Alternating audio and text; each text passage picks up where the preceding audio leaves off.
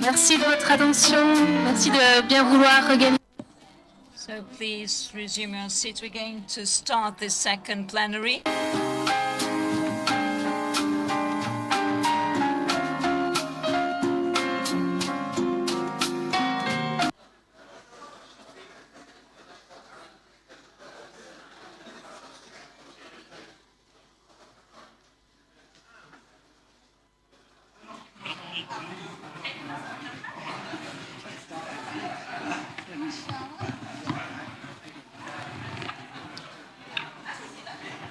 Et donc, je vais directement laisser la... So I'm going to pass the floor to the moderator of this session.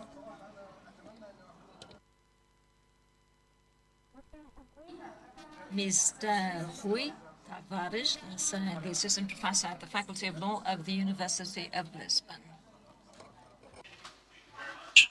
And welcome to this last panel of today's session.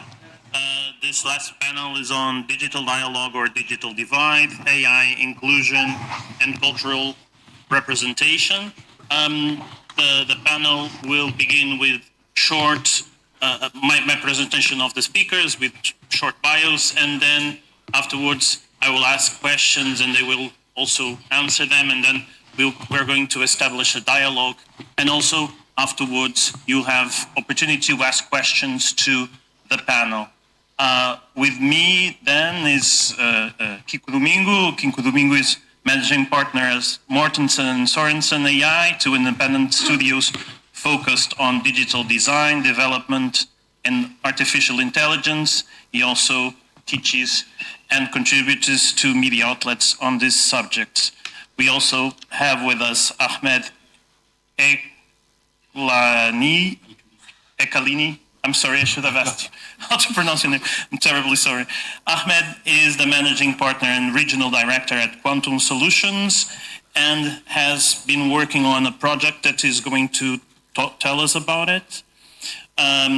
We also have with us Rami Eskander, Professor Dr. Rami Zaki Eskander is a professor of educational technology and the director of the education department at the Arab League Educational, Cultural and Scientific Organization, and has led numerous projects in e-learning, digital transformation, and educational networking. We also have Vera Freire. Vera is the head of regional programs at the International Dialogue Center, where she leads the organization's engagement across Africa, the Arab region, Asia, Europe, Latin America, and the Caribbean. And Charlotte Gilmartin is co-secretary of the Council of Europe Steering Committee on Anti-Discrimination, Diversity and Inclusion, which steers the Council of Europe's intergovernmental work to promote equality for all and build more inclusive societies. And finally, we have with us also Henri Monseux. Henri is a diplomat, political scientist, economist, specializing in governance of technology, digital policy, and artificial intelligence. And he's also ambassador and head of the permanent representation of the International Organization of La Francophonie to the United Nations in Geneva and Vienna.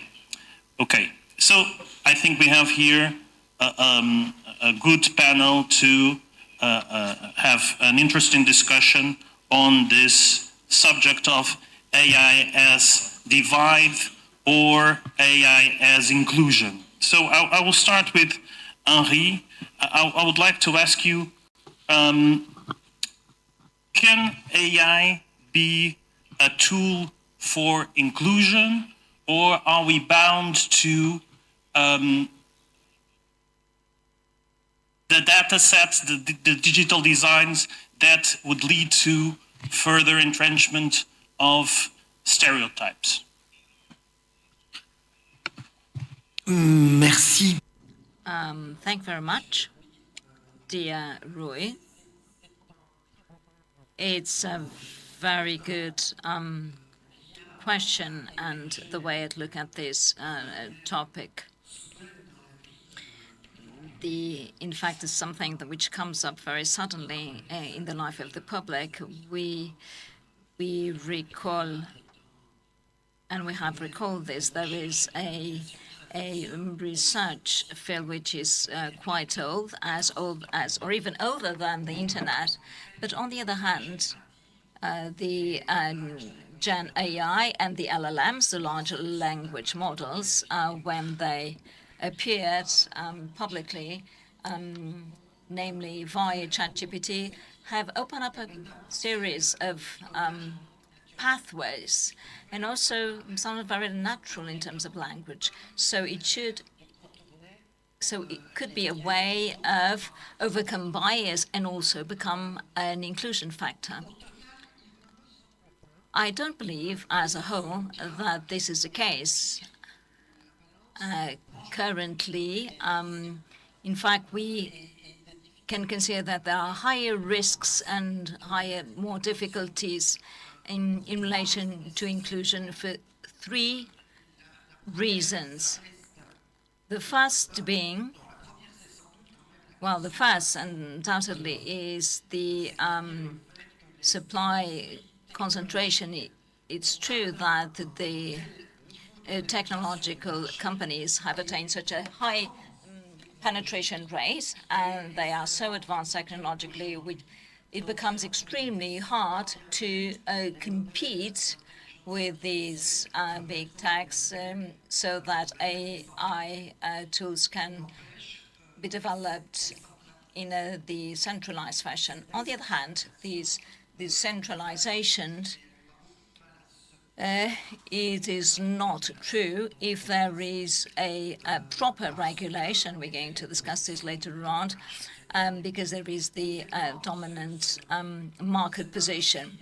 And this technological industry is based upon a very opaque approach. We often talk about the algorithms and the algorithm opacity, but beyond that, there are a series of processes entailed in the technological and commercial development, which are still black boxes, which are very difficult to open, to analyze, and to interpret.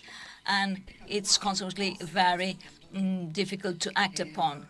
The third question is data. This is a very sensitive issue, because we realize nowadays that at the end of the day, we have in fact neglected data a great deal. This is an old discourse on the necessary data protection, namely the personal data protection, but there is not a wide protection of data in relation to the data which should be made public and those who should not be made public, to respect the public interest, and how to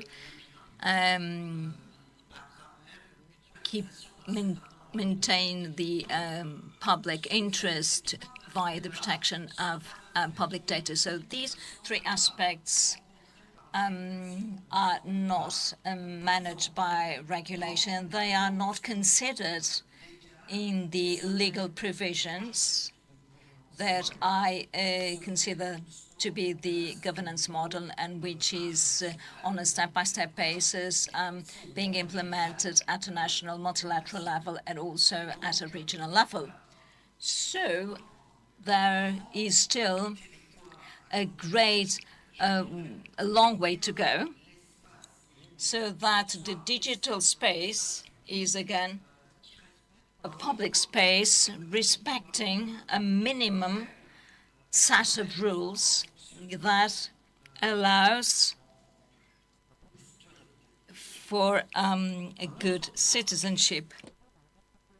Another point in relation to it I should insist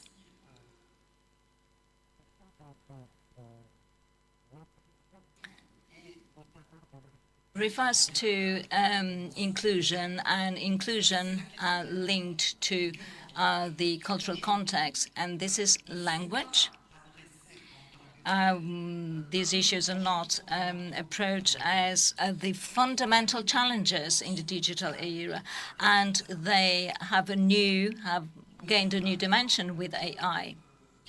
in as much as 90% of data which are used for the training of AI tools are made in in English. Less than 5% of which we have across the world are used to train data tools. And we have more or less 6,700 languages which are considered as living languages in our planet. There are 2,000 which do not have any type of digital expression. So there is no possible digital trace, so they cannot produce any data in AI. So besides this linguistic approach, which is become anecdotal in all the discussion regarding the governance of the digital era, this is very worrying, not just because of the hierarchy of languages and the risk of having some languages and some cultures which are completely set aside and eliminated from the digital space, but there are also other pertinent challenges through the digital space. There's an impact on the function, on the role of languages. We don't talk the same way as used to. In fact, we have the synthetic data, which are data generated by AI. So we do have artificial tools, like, for instance, AI tools and the chatbots.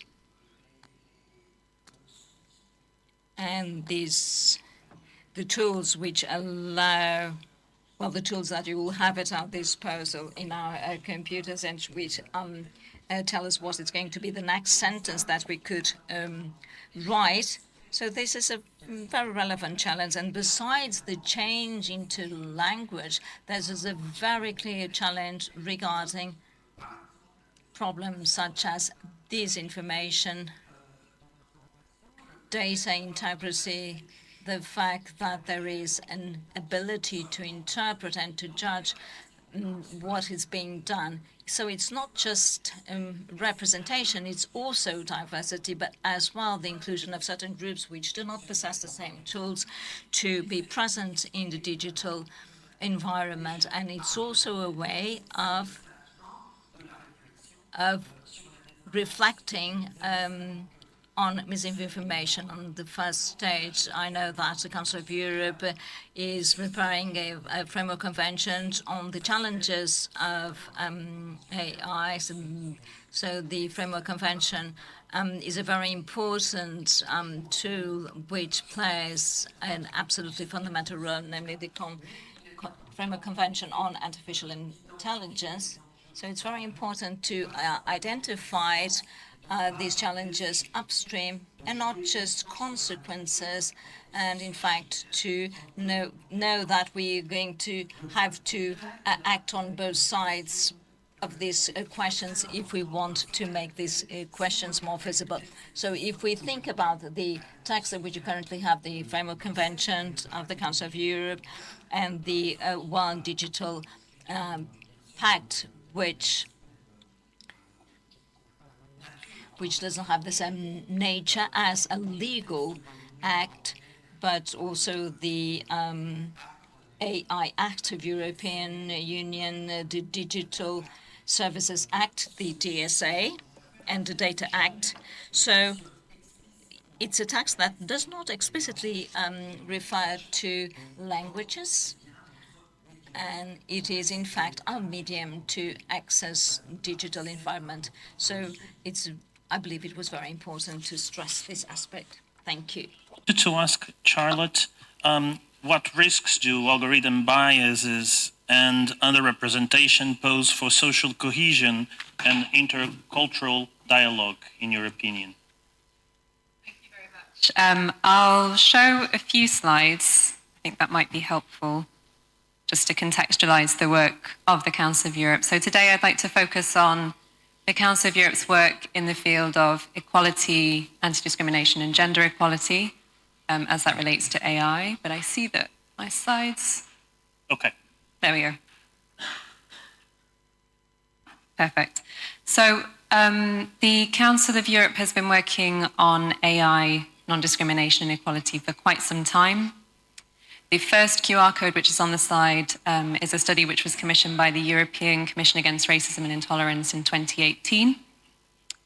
And the second code on the slide relates to the CDADI and Gender Equality Commission's study on the impact of AI systems, their potential for promoting equality, including gender equality, and the risks to non-discrimination. And that's a study on which I'd like to focus my talk today. It discusses in quite some detail the risks which can be posed for discrimination by AI systems, but also the positive potential to promote equality. So it's a specific committee of experts on AI, equality and discrimination, which has been set up by the Council of Europe. It's important to note that this is a joint endeavour between CDADI and between the Gender Equality Commission, so it has a very strong focus on women's rights and the specific impact that AI systems can have on women. But it also reflects the broader mandate of CDADI, which, as the moderator has said, goes into deeper detail about diversity and inclusion and ensuring equal societies for all, where everybody can contribute to public and political life. The work of the Committee of Experts is very much grounded in the Council of Europe's Framework Convention. It's obviously a key legal standard which provides the basis for their work. But I should say that this recommendation, which is being developed, will not be legally associated with the Framework Convention. It's not implementing the Framework Convention. What it will seek to do on the basis of the feasibility study is to assist member states to operationalise their obligations under the Convention, the European Convention on Human Rights in the field of AI, equality and non-discrimination. It's clearly, in this context, a useful starting point, I think. We've talked a little bit about the different contexts in different national systems. And I think this study is a very good starting point. It's very comprehensive. It discusses in detail the systems of bias and how that can enter AI systems, and also some ways forward as to how to deal with that. So returning to the chair's original question, what are the risks for AI systems in terms of bias and non-discrimination? So this slide sets out just one conceptualization, but I think it's quite useful. In terms of initial thoughts, just to kick off the discussion, I think it's important to recognize that the sources of bias are not just technological. So we can draw out a couple of these, maybe focusing on historical biases. So this idea that data isn't neutral because it reflects structural inequalities that can already exist in the real world, offline.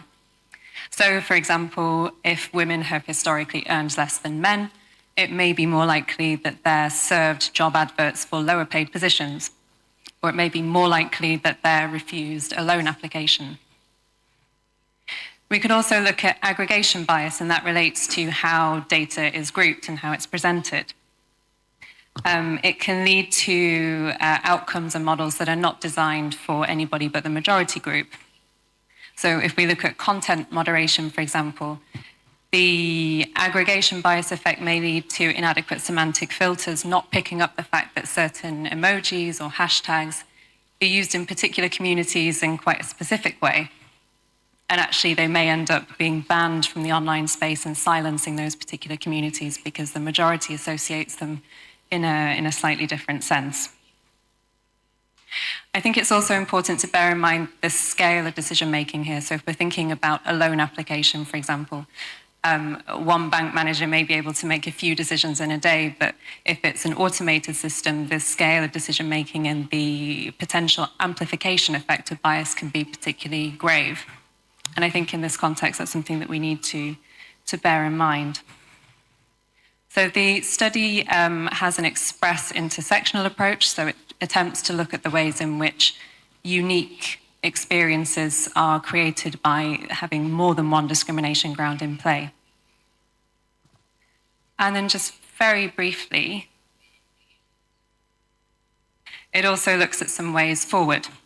And I'm sure that the chair will come back to that with other participants, but just to give you a brief overview, it centres around 4 different avenues. So there's preventive obligations, which relate more to impact assessment, transparency, explainability. And obviously the Hudiria model of the Council of Europe is one framework that may be very useful, as it does contain specific questions that are useful to equality and non-discrimination. The second is setting up transparency and explainability obligations to facilitate access to justice, so to try and redress information asymmetries, and this idea that people may not be able to challenge decisions because they don't have adequate information. The third is public supervision, monitoring, and the ability of equality bodies and national human rights institutions and relevant authorities to do so. And the final one would be democratic participation and the inclusion of different voices, both in the standard setting process, but also in the development of AI systems. So I won't take up any more of the chair's time. I'm sure there's much more to discuss. But that's the study in a nutshell, which provides the basis for a committee of ministers' recommendation, which hopefully will be adopted early next year. Thank you very much. Thank you very much. I'm sure that we're going to get back to the study. Now I wanted to ask Vera, can AI be a force for inclusion, promoting cross-cultural dialogue? That's $1 million question for us right now. First of all, my name is Vera and I come from CAICI. It is an intergovernmental organization based in Lisbon, but our mandate is to use interreligious and intercultural dialogue as a way to contribute to build more peaceful and cohesive societies. So our core business is indeed dialogue. So how does it translate to the digital sphere is a challenge. And in order for me to explain fully the logic behind what we are doing, I will need to give you a context of what we do and how we do. So I can better explain the way AI is being integrated. So we operate at the grassroots, at the national, at the regional, and at the global level. We do it in Africa, in the Arab region, in Asia, in Europe, and now doing some systematic work in Latin America and the Caribbean. What do we do? So we convene spaces where we bring together people who otherwise wouldn't come around the same table, religious leaders, peace builders, decision makers, to engage in issues of common concern through dialogue. We do capacity development around interreligious and intercultural dialogue. We manage and support platforms composed of diverse stakeholders, again, to engage in action to transform their communities, their countries, their regions. We work on policy and to support implementation of policies, the draft of policies, and we use grant making as one of important tool through which we operate. So, as you see, the context is already in itself quite diverse and complex in order to transfer to the online sphere. In addition to that is the understanding we have of dialogue. Dialogue is not a mere conversation.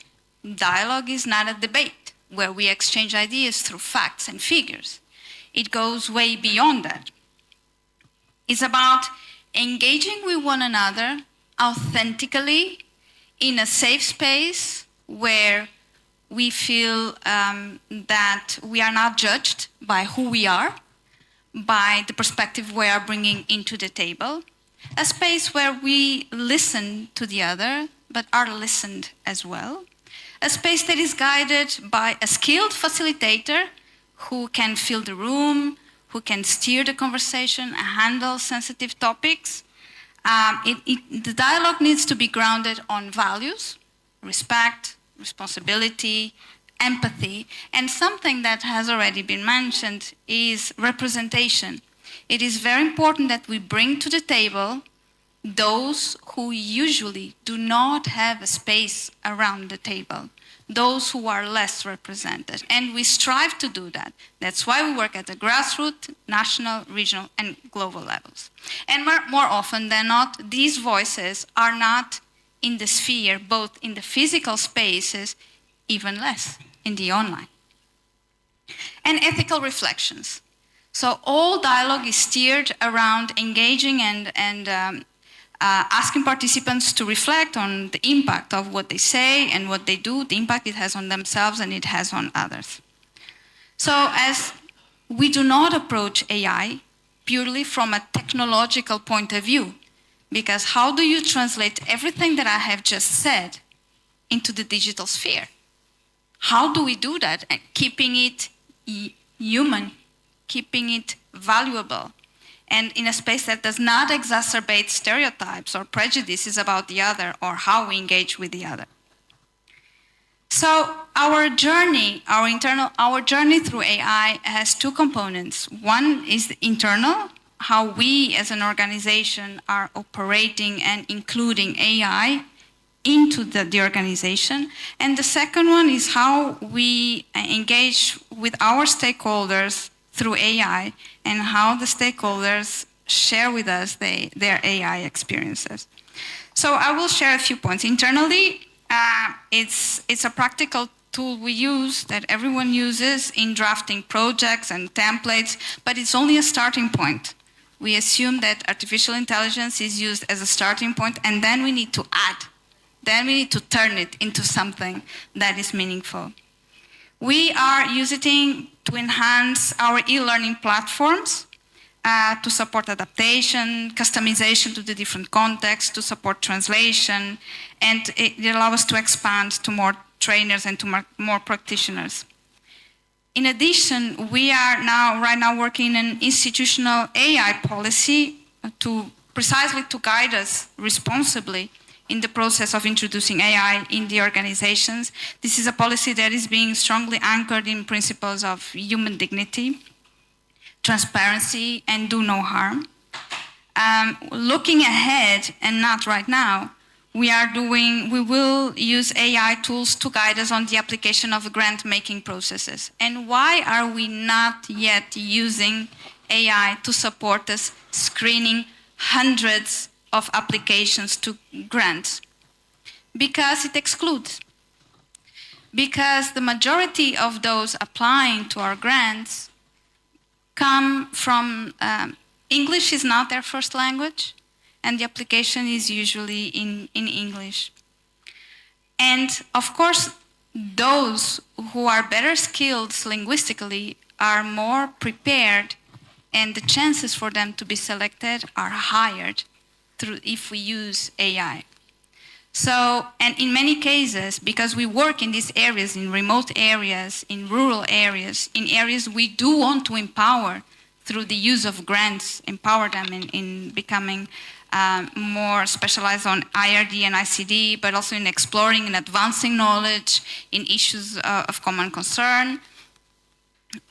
We need to read each and every application because it may not be in the perfect English, but we want to know what's behind what that person is sharing. And through AI, we cannot see that. The human eye is not in there, so they are excluded by the process by default. So we are not yet using, and the previous panel spoke about tools that are already available that can help with that. And we are also looking for these tools that can help us make our processes more agile, because we spend a lot of time screening the applications very, very carefully in order to select the grants that we give at those different levels. So overall, we approach AI internally with a lot of humility because the technology should never be after human discernment, should include ways to foster empathy or to include empathy and moral and ethical reasoning in order to really be helpful for us in the process that we engage, that are so sensitive, because we work in areas like peace building, social cohesion, hate speech, freedom of religion and belief, protection of sacred sites, and protection of environment. So these are sensitive topics with a lot of nuances across cultures, across languages, that it's very complex through AI. So externally, how are we engaging with our stakeholders at the different levels regarding AI? we are learning. That's where we are now, learning and collecting information from our fellows and from our networks. And who are these networks? They are religious leaders, educators, youth, peace builders across all the regions we work.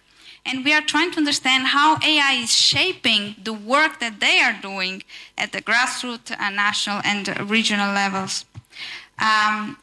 Our fellows across the world, our stakeholders are also sharing with us that it's how they are using it for translation, which helps on interfaith education materials, making them more accessible to others who so far had no access to it.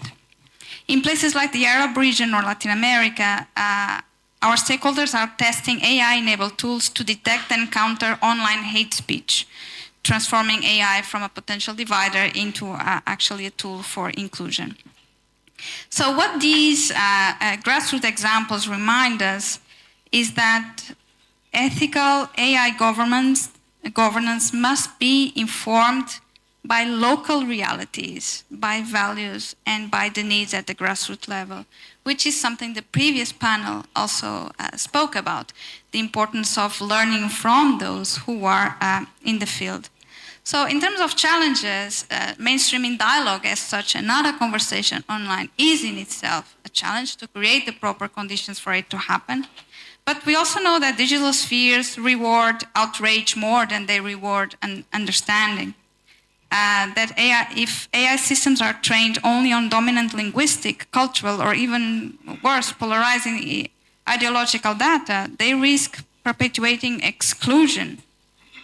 And the lack of representation is another challenge. It reminds us that inclusion is not only about access to technology, it's about representation of the stories, of the languages, of the worldviews that are recurrently not on the table. Thank you so much. Thank you for sharing those examples and those thoughts. I'll use those examples also with the follow-up to Professor Eskander. Can I ask you then, based on also these examples and these ideas, how can AI systems be designed to ensure that cultural and linguistic diversity is meaningfully represented?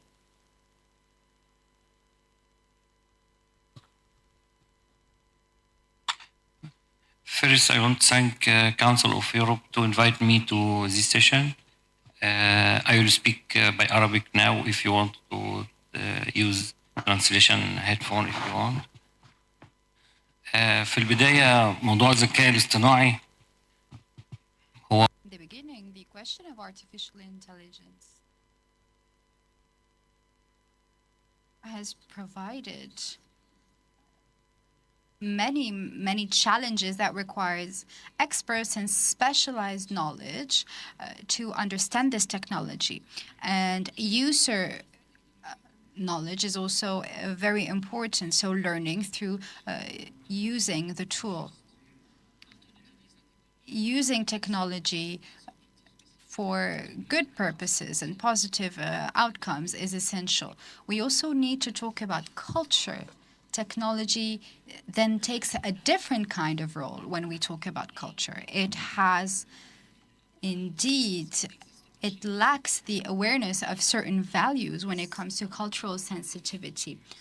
AI essentially absorbs data that is integrated into the system and the algorithm, providing certain outcomes, but can also lead or provide certain narratives that are far from cultural realities.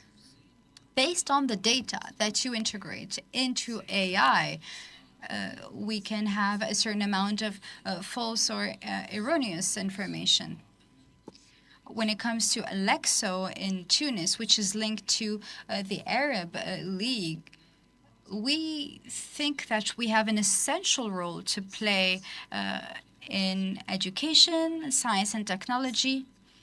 And this is why we have placed this issue of AI in one of the focal points that we treat with the utmost priority.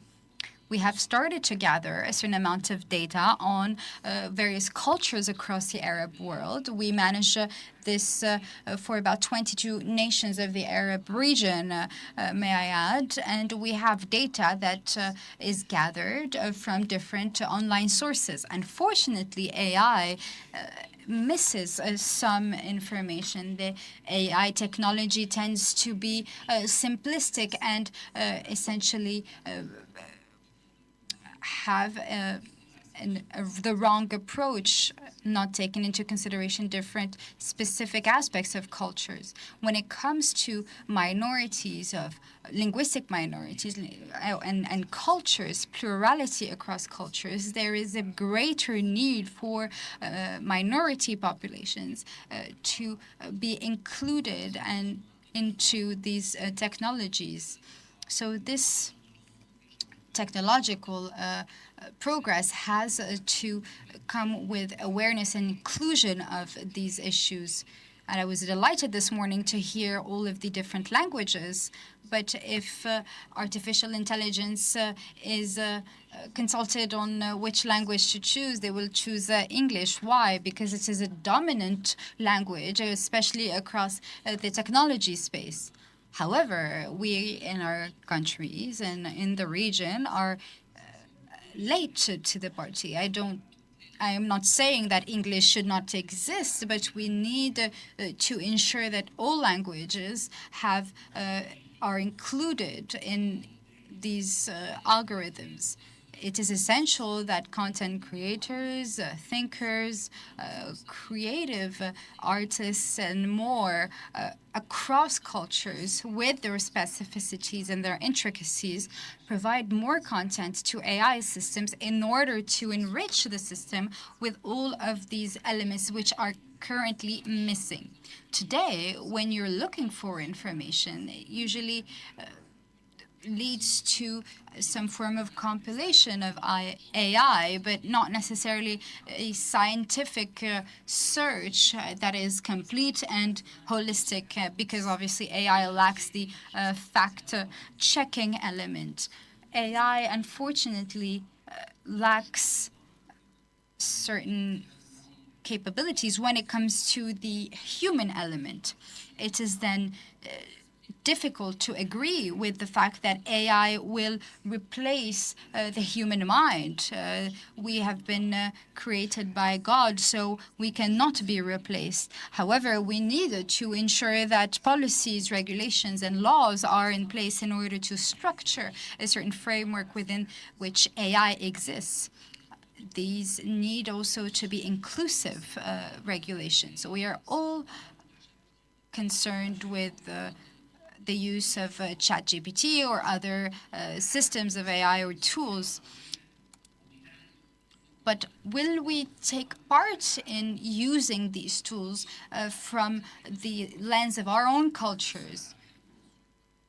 For example, when I ask ChatGPT for a translation, it provides a translation based on a very English-centric point of view, based on the information that was fed into the system. I think there is algorithmic bias. And when you ask a question to AI, and in certain cases, AI says that it cannot answer the question, then we see that it is lacking information. There are also some dangerous data that can be introduced into AI systems. For example, certain false informations, fake news, which will be absorbed by young generations, and false information that is spread and can create catastrophes. We have heard, for example, that certain children have died or taken their own lives because AI has influenced them into taking their own lives. So we need to ensure that this dangerous sort of data is not introduced into AI system. Finally, there is a point of morality when it comes to AI. And it's not only a matter of users and morality concerning users, but also to the developers that are working on these algorithms in order to provide greater progress across AI. A text that was drafted by our organization Alexo, which exists in English and Arabic, provided by Dr. Jumni, who has published this report. I hopefully can bring a few copies tomorrow. Provides awareness on algorithmic bias, errors of AI that can be present across education, culture, and science, which are the three pillars that are relevant to our organization, Alexo. And you'll find very interesting elements when it comes to references related to the Arab League and the Arab region.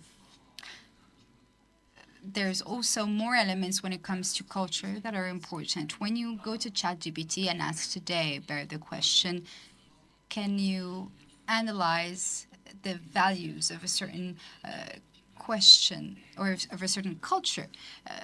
Well, we will not necessarily receive accurate information if that question is asked. So it is also our responsibility if we provide wrong information or insufficient data into algorithmic systems. When it comes to certain languages, for example, that are other than English, such as Chinese, we see that there's a lack. Now, English is a dominant language. The whole world of technology is spoken in English, essentially. I am not against the English language. It's a language that I speak myself, but I think it is very important to protect, preserve, and include all languages and cultures within AI systems. However, AI systems, once more, only understand data that is fed into these systems and algorithms. If this data is wrong and mistaken, then it will have long-term repercussions, essentially, on the development of AI. When we are asked about certain cultures and certain languages, it is important to be specific, and that is why we need to emphasize the cultural element when it comes to AI. We also should have some form of observatory to monitor the data that is fed into the algorithms to avoid any algorithmic bias. Across Alexo, the Council of Europe, or other international organizations, we should have more cooperation and perhaps gatherings in order to raise awareness to our societies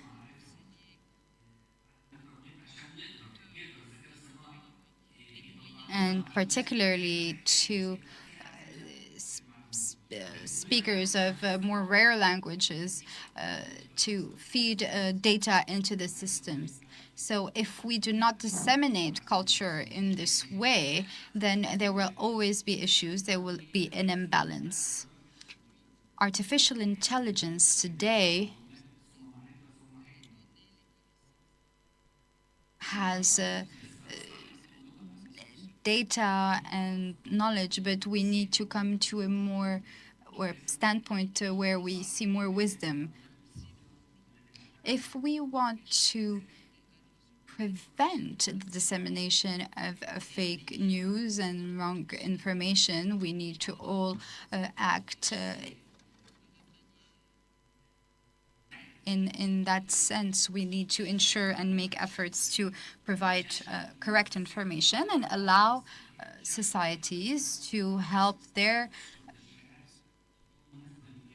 societies move forward. So having these monitoring systems for AI, providing frameworks and legislations for AI that is adapted to all. Thoughts and your thoughtful reflection on all those subjects.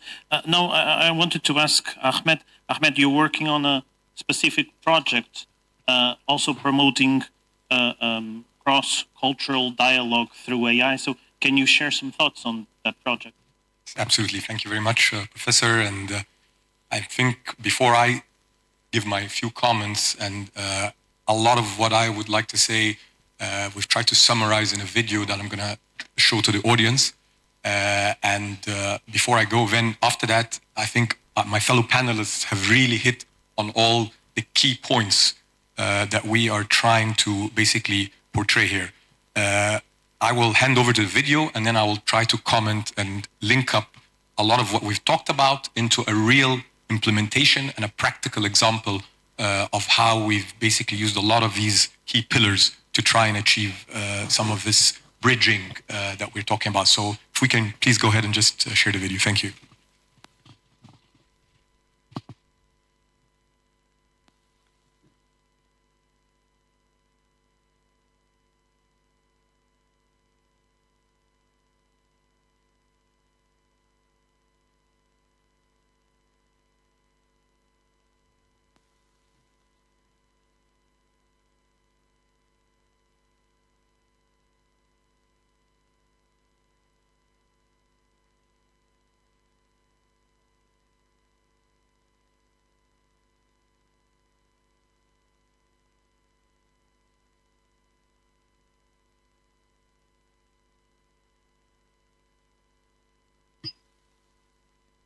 The volume, I think, kicks in after the first 10 seconds, so it should...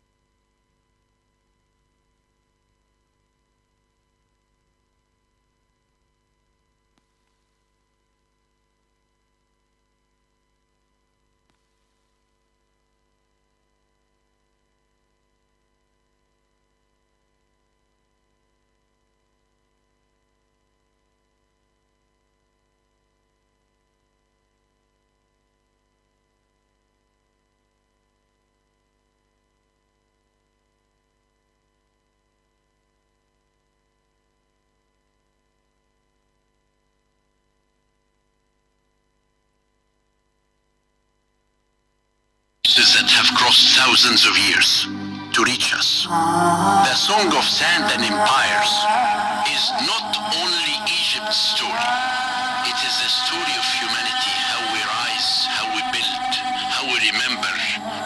And as the wind takes these pages, I hope they carry our history far beyond these walls, into the skies where the past and the future finally meet. Every discovery begins with a sentence. Through AI, the diaries of Dr. Zahi Hawass become motion. Ink turns to light, and the past begins to breathe again. Esta é a ponte entre o Nilo e o Atlântico, the bridge between knowledge and wonder. Once we spoke through stone. Today, our voices travel through circuits, yet the message endures. Knowledge is the only monument time cannot erode.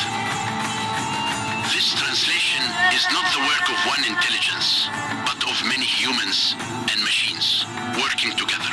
The first reads the ancient words with precision.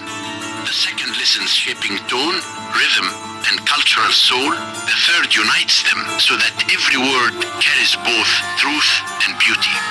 Each passage is reviewed by human editors to ensure respect, balance, and clarity, echoing the principles of ethical AI. The result, language as bridge, not boundary. Memory translated, yet never lost. Egypt and Portugal share more than a sea. They share a story of explorers, scholars, and dreamers who believe that knowledge travels farther than ships. Today, AI becomes our new compass, guiding culture across horizons, turning language into understanding and transforming memory into dialogue. On the 1st of November 2025, Egypt opens a Grand Egyptian Museum, a new home for 5 millennia of civilization. But this is more than a museum. It is a promise that innovation can protect identity and technology can honor tradition. From the Nile to the Atlantic, from stone to silicon. AI carries forward what our ancestors began. Because civilization never die. They simply learn to speak again.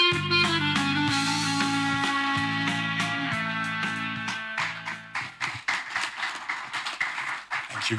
So I thought a video speaks better than 1,000 words, and I'm sure Dr. Zahi Hawass is a much more aptitude type of person to explain what was just explained. However, I would like to thank His Excellency Ambassador Wael Nagar, the Ambassador of the Arab Republic of Egypt, for challenging us in Quantum basically to create what we call a people-to-people bridge. His idea and the challenge that was passed on to us was, how do we take such a wonderful work of the renowned Dr. Zahi, and how do we use people, and how do we then use AI and bring it back to people, so in order to come up with this piece of work. At Quantum, basically, we took on board that challenge, and we went through a number of key things to answer your question, Professor. So we believed, first of all, that the algorithms have biases, and the language is not catered, as we have been discussing on the panel, to the local languages. So we got Dr. Zahi's consent and started to work on a local, using Egyptian AI specialists, using local language models, very much catered to how Professor Zahi wrote the book in the first place. And from there, we basically wanted to take out the cultural and the language biases to try and bridge that. So that was our first milestone. The next milestone was the human AI collaboration. And that was why we wanted to show today using a video. This is a fully AI generated video, but as we were setting up the video, I was asked, why is this called video 27? I said, because it went through 27 times, going through people to ensure every single word was approved, checked, and revised before we basically put out that video. The next point is basically on the designing of the AI systems. The meaningful representation for us was about the dialects, expressions, and the language. So in order to do that, we basically said, okay, Professor Zahi created this book in Arabic, The Guardian of the Pharaohs, and we want to bring it to Portuguese.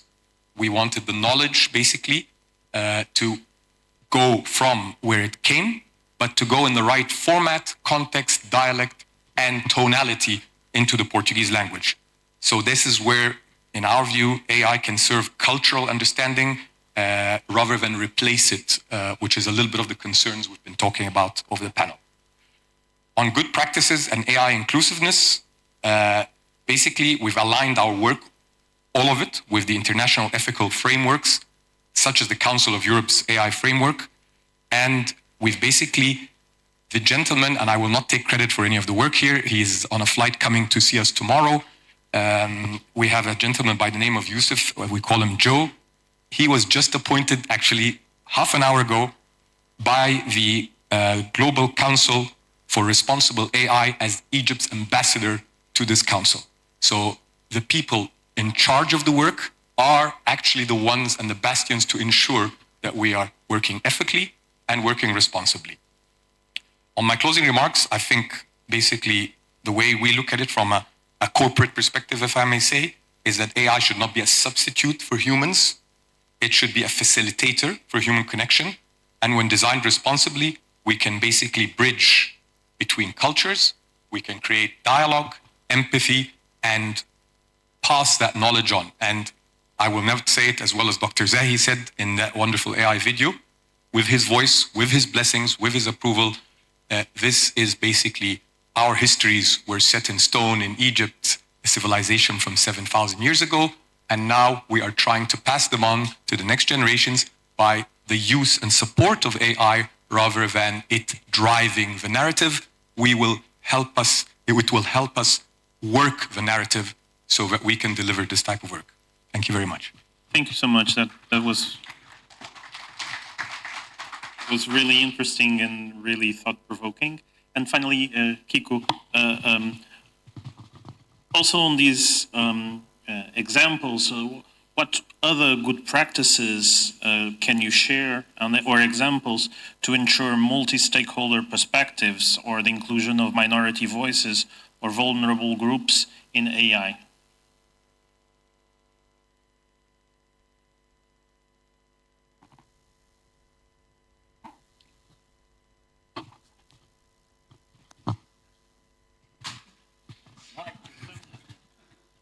Hello? Yeah, that's working. Okay, so speaking on AI inclusion, mainly focused on cultural and language diversities, I think that one of the main or the fundamental challenge we face is moving beyond superficial solutions, because I think we all agree that translation is not enough. And I think because usually it produces say, awkward or culturally inefficient results. No? So I think we may all agree in what we need is to train data on these small minorities data sets. Okay? Just as we have linguistic rights in education, in justice, in administration, I think we need explicit requirements also for AI. Okay? And it's amazing, it's wonderful, but the problem is that when we start working on it, we face I would say two main challenges here. First one is that we lack data and processing power. So data sets on minorities are not big enough. No? And we also lack Silicon Valley's resources. No? So yeah, we would like to do amazing things, but the reality is that we don't have the data and we don't have the processing power. No? So our approach here and the project I would like to share with you, so instead of saying, okay, we don't have the data, we don't have the data sets, let's wait until the big enough data sets come available, we came with some creative solutions. So recently my company has been granted with a project called Signaria, which is a project that we are working together with the UPF, which is the Pompeu Fabra University from Barcelona. They have a school of journalism, and the students, obviously, when they decide to specialize, they can choose whether they want to be radio hosts, they want to be TV hosts, written journalism. But the reality is that it's not always that simple. They have some students that are deaf-mute, so they cannot speak and they cannot listen, they cannot hear. They have one person, a girl, that she wants to be a radio journalist that can hear and that can speak. Okay. And also she communicates using Catalan sign language. So it's a double minority here, Catalan and sign language. Okay. So the goal of the project is how we enable this girl to be able to participate in real-time radio debates, using sign language and converting it to voice. So when we were granted on the project, we thought, okay, so what we need to build is a system that's using computer vision, is able to recognize her sign language and just convert it to text, and then we synthesize the text and we produce voice in real time. That's simple. The problem is that if this system doesn't already exist as now, is because there's not enough data on sign language, and imagine in Catalan sign language, because I don't know if you know, but sign language is not a universal language, so it's different in all cultures and languages. So there's not enough data to train a model on that. So the idea, our CTO, Xavi, came with a 3 steps creative approach to try to solve that it seems it will work. So the first step is the context gathering. Okay, so before starting the debate, what we do is we feed a small language model with all the context that this person has about the subject we're going to talk about. It means articles she has written, her positions, her expertise, even articles from other people or content from other people that she may agree on. Okay? We fill this small language model. Then, of course, there's a part of trying to recognize the sign language. So as she speaks, as she communicates, there's a computer vision software that tries to recognize the sign language. But of course, it can recognize some words, I don't know if you know how sign language works, but for example, if I want to say, I want to hug you, it just has signs for me, hug you. So there's no really difference in I want to hug you, I will hug you, or I hugged you. No? So imagine more complex sentences. So the software is going to recognize some words, and it's going to have some gaps. So then what we do is we prompt this small language model with what we were able to recognize to be able to guess some of the options she's trying to say. And we present her with some possible options. So based on what she started to say, what she's trying to say, and all the context we have about this subject on her opinions, the system is able to guess some of the options on what she's trying to say. So she just selects one, and then there's a synthetic voice. And that's also another part of the project, because we are trying to create what her voice would sound like based on her parents' tone of voice. So she just pressed button, and the system in real time says what she would have said. So it seems that it's working. So instead of saying we're going to wait for the right data set to come, which may never come, or there's not enough data to do that, we just think that we should try to find creative solutions to deliver or to give voice, and it's literally in that case to these minorities. Thank you so much. Also, what a great example of a good use of AI to bridge discrimination and also the challenging position of that student. I now would like to open the floor to discussion also with the public and amongst the panelists. I don't know if you have questions to ask amongst yourselves or if we have questions from the audience now. Can we have some, I don't know if there is anybody who could help us with the...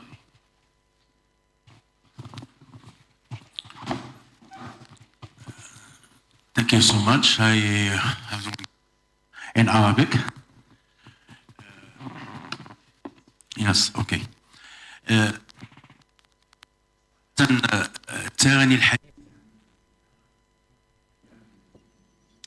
You talked about the relationship between culture and AI.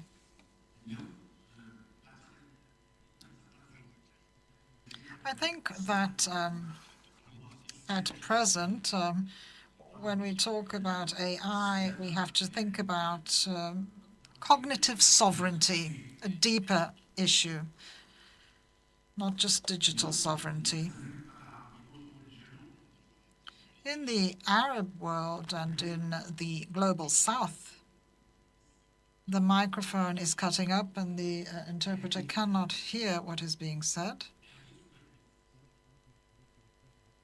So you talked about Alexa. You talked about what is being done in the southern countries. We know that only 7 countries have laws on citizens' access to this information, but the laws are not being enforced in an efficient manner throughout. And despite there being provisions in the Constitution, none of the laws actually transpose the principles contained in the constitutions, and there are digital resources available to citizens, but there's a lack of access to data. So how in the southern countries can we today talk about digital sovereignty and more specifically about cognitive sovereignty? We just simply don't have enough information. In other words, citizens don't have enough access to their own information. And so we will need to think about this. We will be consuming without owning cognitively, so without cognitive sovereignty. In the case of Alexa, for example, how are you going to have an AI that is owned by the southern countries that takes into account the values and principles of local contexts? Questions, and then we'll have a round to have some answers if you're okay with that. So I have another question over there.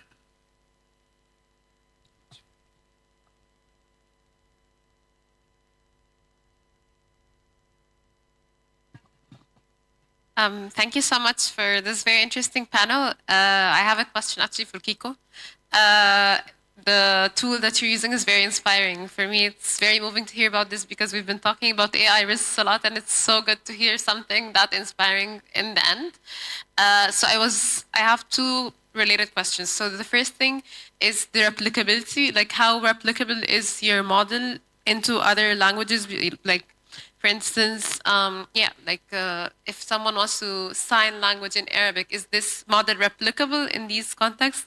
And the second question is affordability and the business model. Like, is it for free for these people to use it? How do you sustain your business? Like, how can we make this as accessible as possible? Yeah, these are my questions. Gracias. Okay, thank you very much. Just another question in the back. Hello, thank you for that. And I want to thank all the panelists. My question would be to Mr. Ahmed regarding the video of the AI created video. It's amazing. I feel proud. I'm Egyptian. I feel proud that this is happening. And by the way, I live in front of the Egyptian Grand Museum, so I'm a typical stereotype of Egyptian. But my question would be that when I saw the video and I saw that you got the consent of Mr. Zahi Hawass to replicate his voice in another language, and for me, someone who knows Mr. Zahi, that's exactly his voice. So this is how AI is powerful. But at the same time, I felt so scared.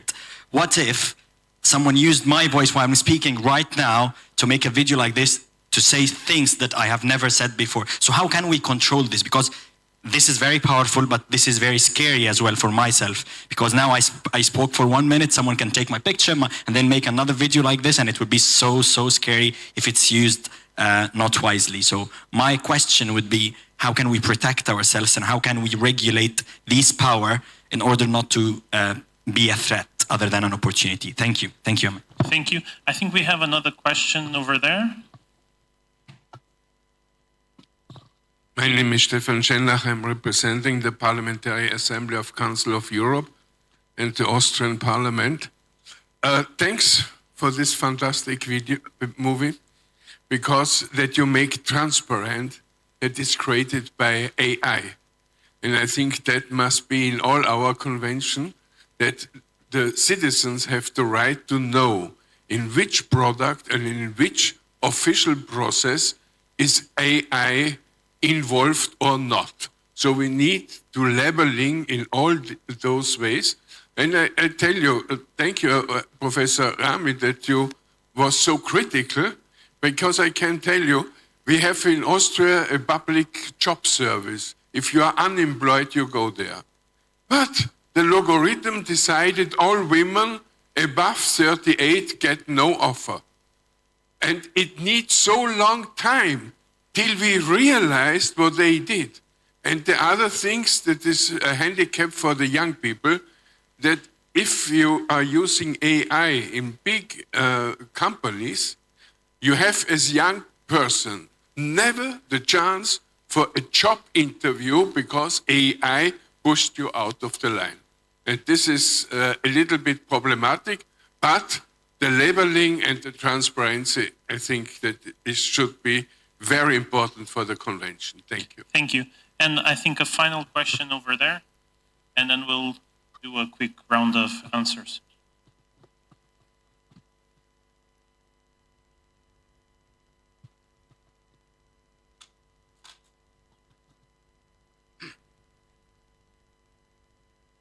أمام المخاطر التي تواجه استعمال I think we need to think about the dangers involved in using AI in certain sectors, such as education and health.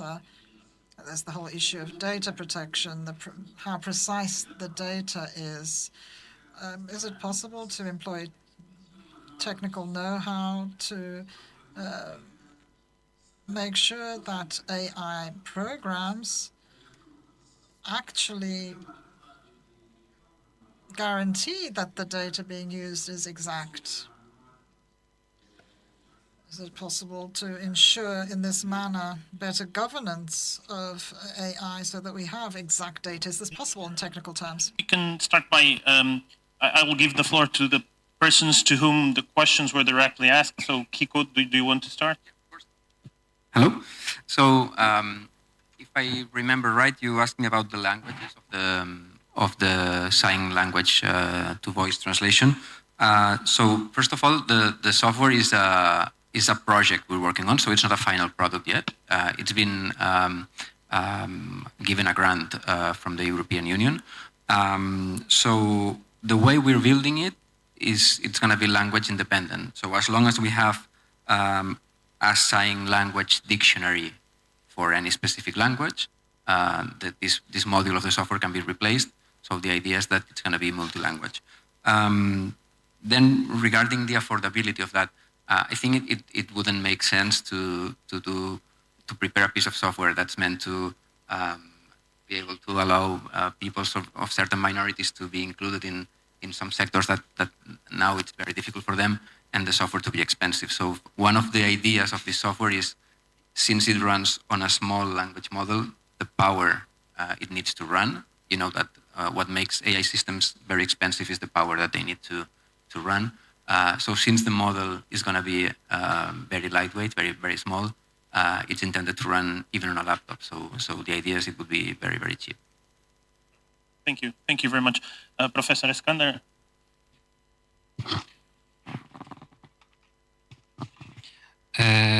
أنا هرد على السؤالين اللي اتسألوا في الجزء. Now, to answer the two questions on AI. The first question had to do with southern countries and the issue of data. In terms of Alexa, well, in the past 2 years, we have had to think about that very matter.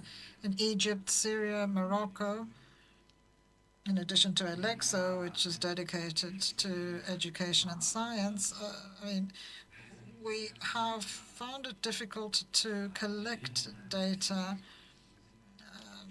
and then publish it. Of course, we're very interested in languages. We have encyclopedic glossaries in English and French with all the references.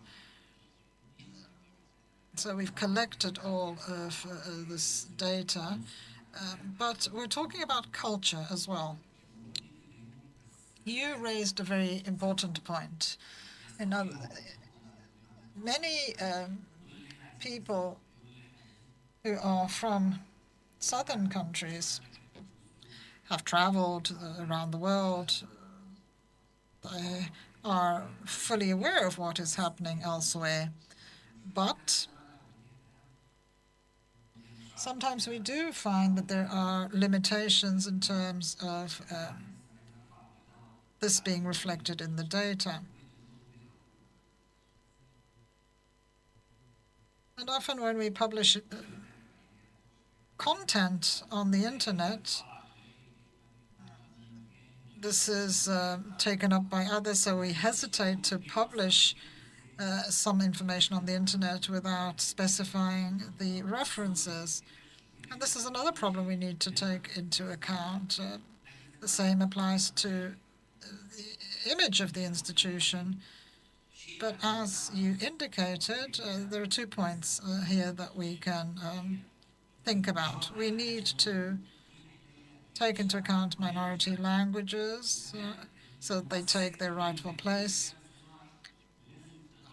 And the large institutions that manage artificial intelligence must take into account that there are different languages, different cultures, so that there is an equitable use of data, as it were. Now, with regards to medicine, there is technology that goes into things like engineering. And, of course, there are always dangers to consider.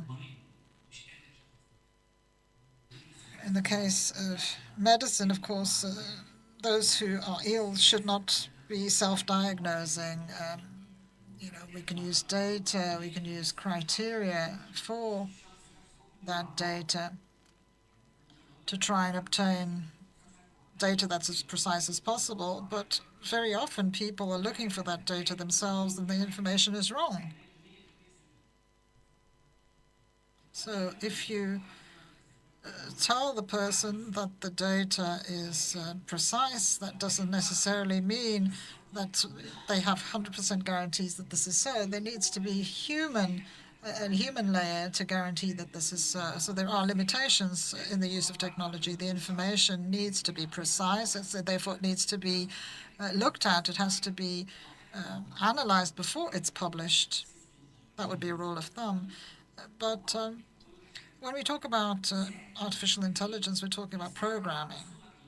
A program that can assist human beings to access information more quickly. But there's another issue to consider as well, which is ownership.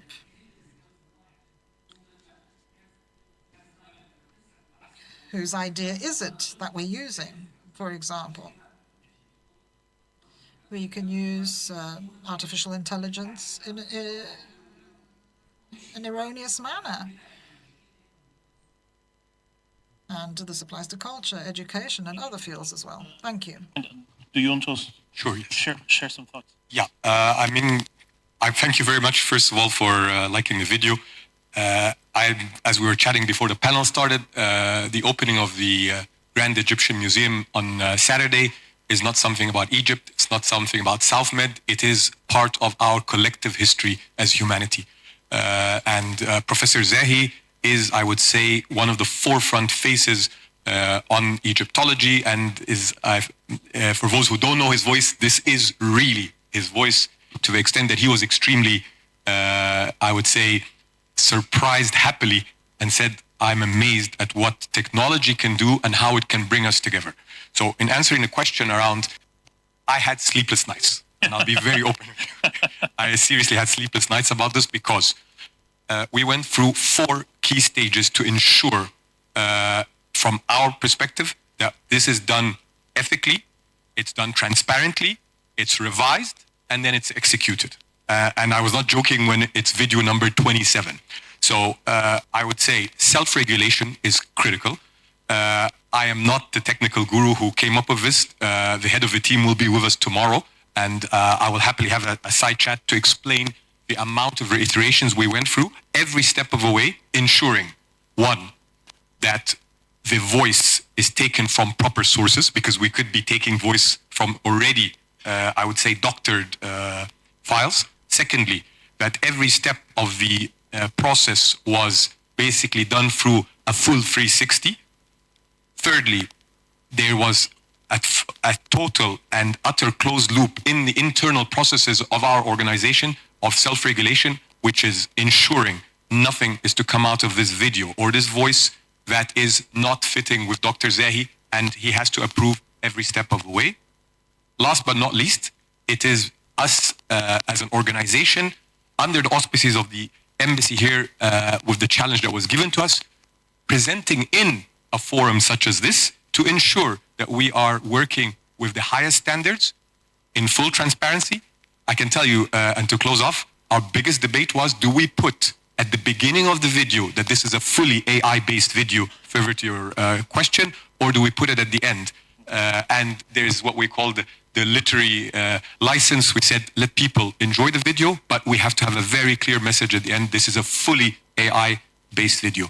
And we got not just the consent of Dr. Zahi, we insisted on a full and written statement from him saying he is approving and this is his work. So I would say self-regulation, a clear governance process internal in the corporate/private sector, and I would urge a lot more of these type of sessions where we put in a governance system to try and ensure that we do not have this, because it has become extremely easy to grab someone's voice from a session like this and we end up in a total mess. Yes, that is worrisome. Vera, do you want to? No? Charlotte? Yeah, maybe just to pick up on a couple of points that were raised. So the Austrian example that the representative of PACE mentioned, I think, is a really good illustration of how sometimes one isn't even aware that one is experiencing discrimination at the hands of an AI system. And I think some of the possible solutions to that, which are discussed in the study, which form the basis for the future recommendation, would be ensuring human oversight at appropriate moments, but also meaningful human oversight so that the people who are providing that service have adequate training, so that they know what they're looking for, so that they're aware of potential stereotypes, so that they don't have blind spots, so that they can really tackle the potential data gaps and identify discrimination if it is occurring. And I think that then comes back to this point about diversity in the workforce and people who are creating AI systems and people who are overseeing or using AI systems. There is a lack of representation of women, but also of underrepresented groups generally in decision-making positions, also in data science positions. And I think that is a problem that can be addressed through positive action where relevant, through ensuring education, through ensuring public awareness and capacity building generally. And I think that is really critical to improving and to avoiding bias through the use of AI systems. So thank you very much for mentioning it. Thank you so much. And finally, sure, but let me first just see if Ambassador, do you want to share some thoughts on the question? Yes, maybe I switch in French again, but une chose très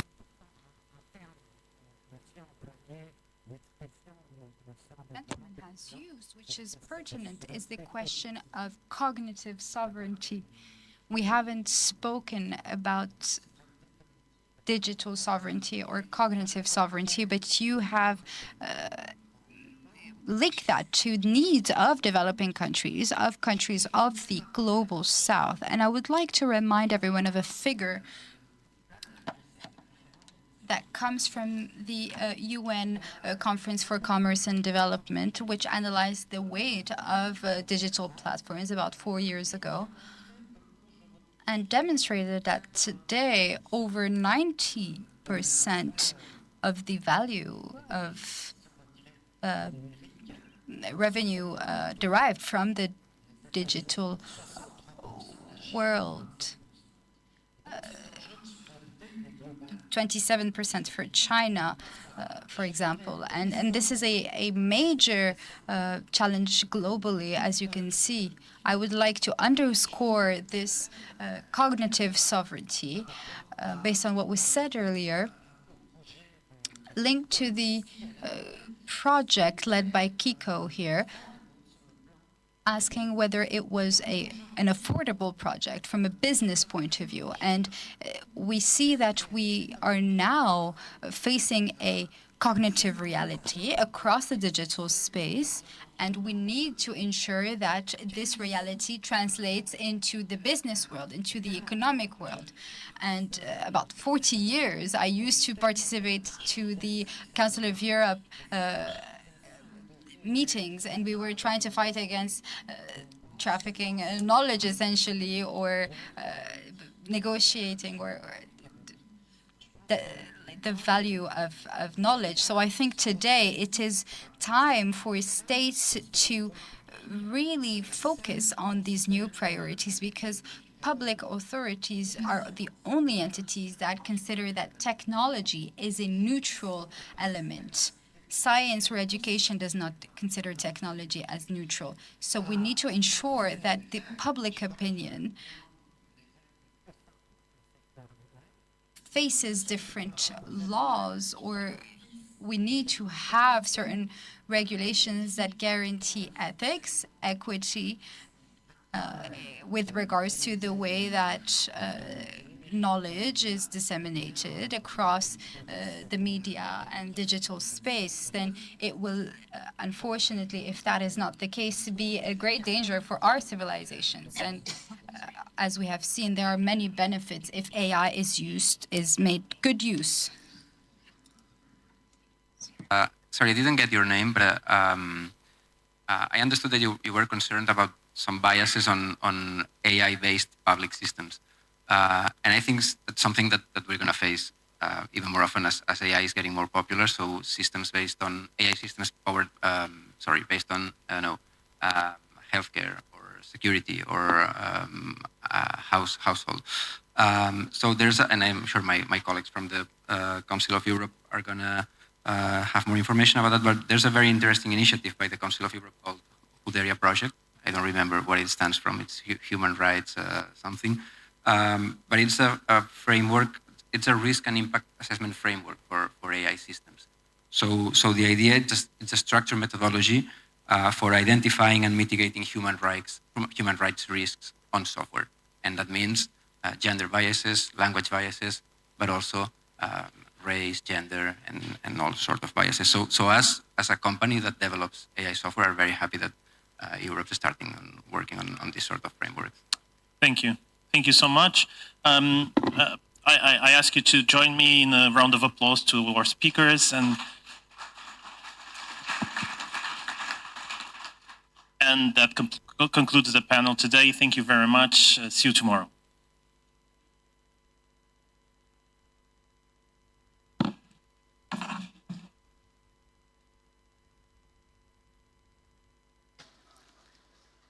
Excusez-moi, Just if I may have your attention for another few seconds, just some housekeeping.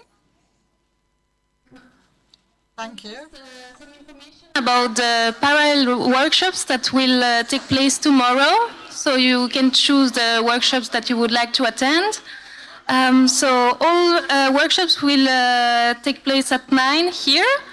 And so you can choose between 3 workshops. I have the version in French, so I will say them in French. Workshop number 4, élaborer un cadre de gouvernance éthique. Shaping an ethical, inclusive and fair AI governance framework for the Arab region. This room in English and Arabic. Workshop number 5, the role of capacity building in the era of artificial intelligence and cybercrime. Criminalité. That will be at the exhibition room over there. And then Inclusive and multicultural AI, perspectives from global dialogue. The room where the lunch took place. Okay, so one last logistical point before leaving. Please keep your badges for the ceremony tomorrow. This is really important for you to have access to the parliament. So keep your badge with you for tomorrow morning as well for the ceremony. And then for people who are invited to the dinner, to the Museu da Cerveja, we are expecting you at 8:30 tonight. And there will be a bus transfer starting at 8 from Evolution Hotel. And finally, for those who would like to take a bus transfer now to go back to Evolution Hotel, the bus is waiting for you outside. Thank you very much for your participation, and see you tomorrow. For the devices, to leave them here in the room. Sorry, an additional point. If you can leave the interpretation devices you used today within the room, and you can just use them back tomorrow and take them back tomorrow. Thank you very much.